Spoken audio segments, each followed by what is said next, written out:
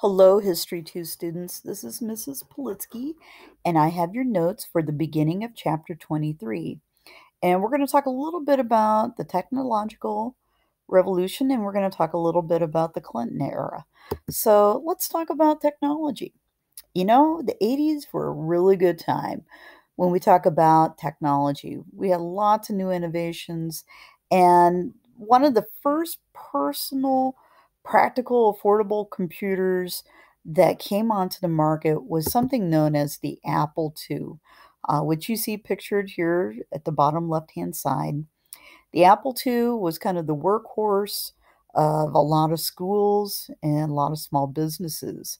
I had a couple floppy drives, probably not a lot of computing power. I think some of your telephones probably have more computing power than the old Apple IIe, but it was a first, and it made computing relatively simple for a lot of people. You didn't have to be a computer scientist, you didn't have to have a bachelor's degree in engineering. You could be a kid and you could learn a lot of different things. Really, to use an Apple II, you did a lot of programming, and it was much like what young people are doing today with coding. Steve Jobs and Steve Wozniak, who you see pictured at the bottom, kind of in the bottom center towards the left-hand side, uh, this was their baby. And it made them a lot of money, but it made for a lot of companies that were making computers to kind of look at what they had done and maybe to start copying them. And if you have a computer, you got to figure out how you're going to use it. So we got to talk about this next guy. And number four, what did Bill Gates and Microsoft design?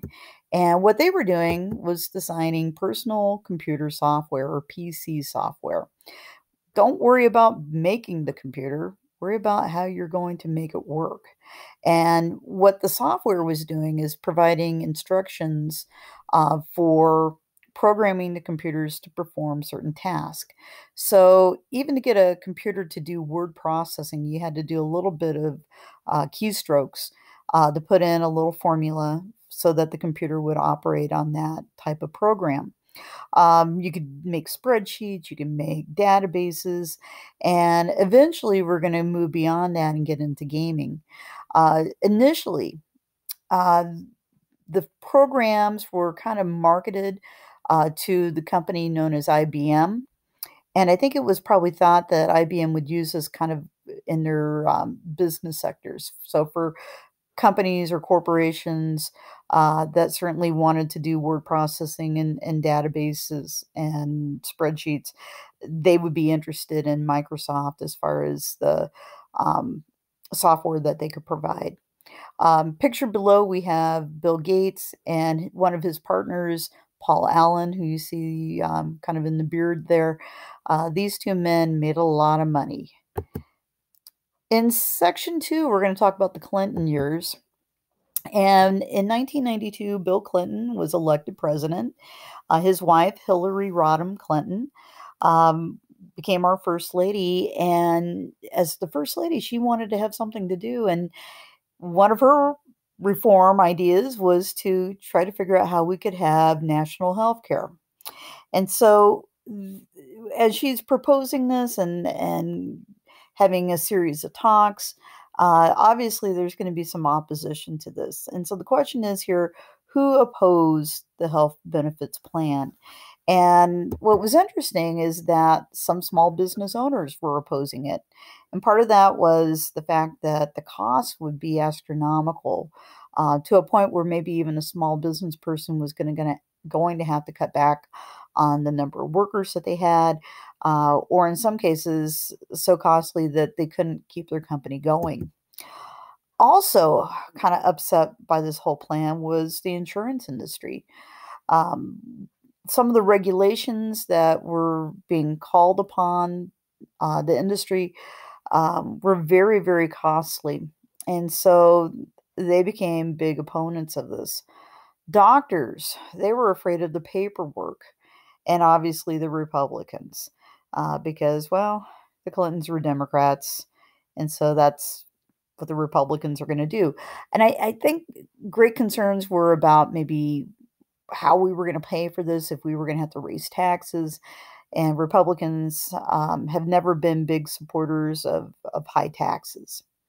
So, in number 7, what happened to the proposed health benefits plan? Well, it died. It died without a vote in Congress. Um, we did a lot of debating, there was a lot of research, but I think at some point in time, members of Congress realized uh, this health plan was really ahead of its time, and we weren't prepared for it. And hence, it kind of died in Congress, which isn't uncommon, by the way, when we talk about, how a bill becomes a law. Many bills die in committee, and certainly this is not uncommon. And number 8, how did the Family Medical Leave Act work? And this is something that the Clintons were able to get passed, and I think it was actually a kind of a good deal. Um, the Family Medical Leave Act would give a worker up to 12 weeks per year of unpaid family leave for either the birth, adoption of a child, depending, or to care for like an ill loved one. So that could include a spouse, a child, maybe even a parent. And this would not be given just to women, it would be given to both men and women. So it's possible that a father could take this leave to be there at the time that their child is born, and maybe to be at home in the first few weeks after the delivery. The key here is the 12 weeks and the fact that it's unpaid.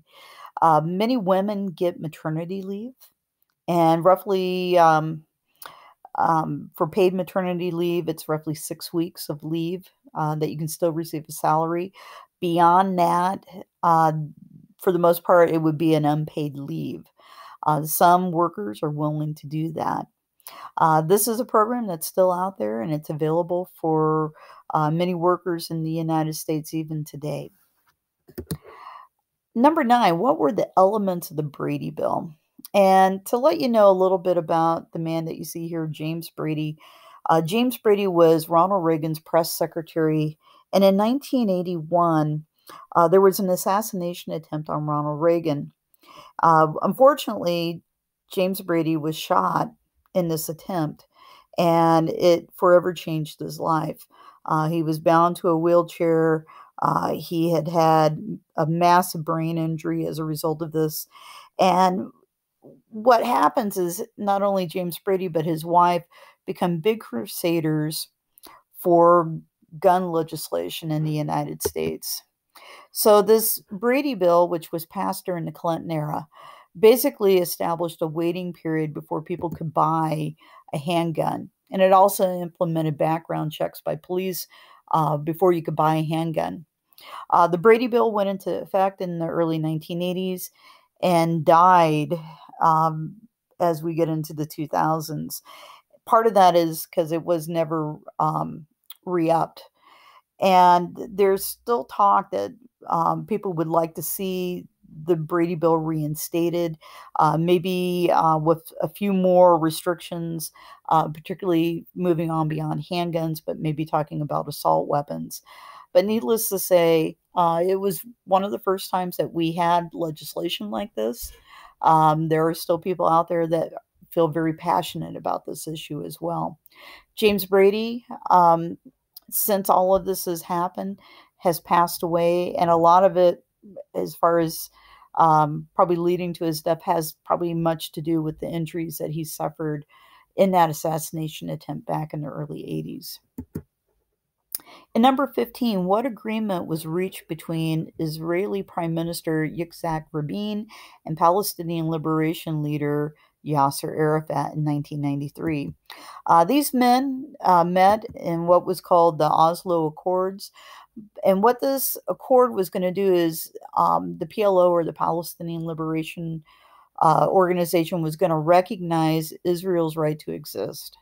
Kind of going back, the Palestinians and the Israelis basically have been at odds since the birth of the nation of Israel in 1948.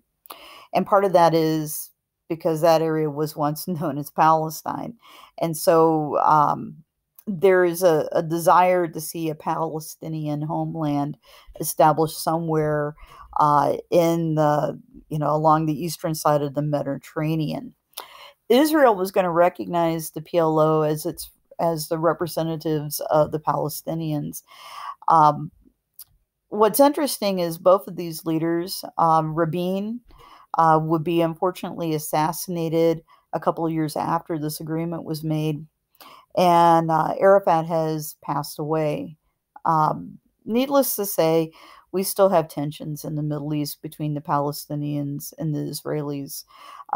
This agreement wasn't necessarily like what Jimmy Carter made in the Camp David agreements with the Israelis and the Egyptians, but there is still hope that maybe something could come from all of this.